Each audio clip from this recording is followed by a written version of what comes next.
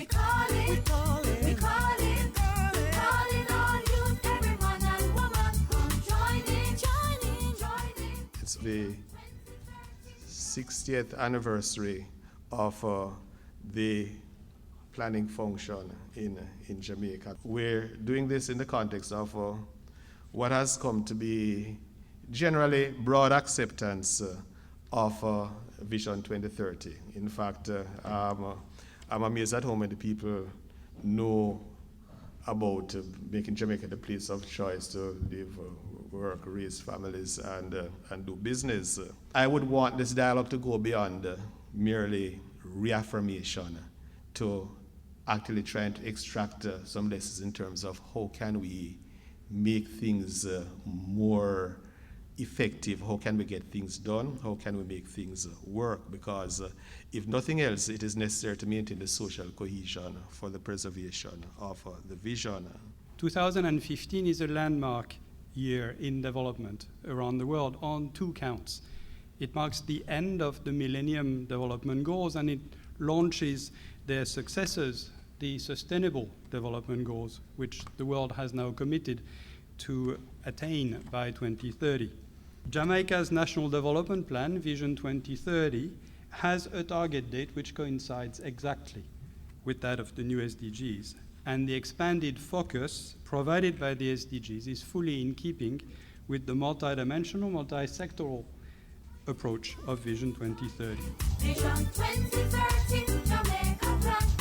When we achieve it, it will be worth it. A lot more benefits for each and every one. We're going to show the world we are more than sea and sand. Through Vision 2030, Jamaica plan. The greatest threat to our attainment of this vision has been the public debt.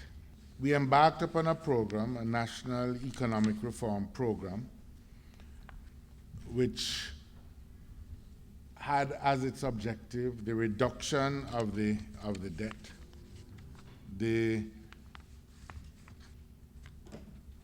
improvement of our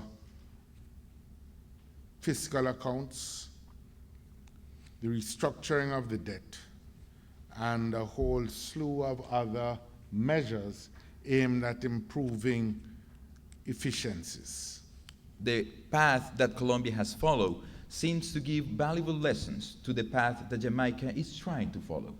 As those first changes take place, that helps boost the spirit of people.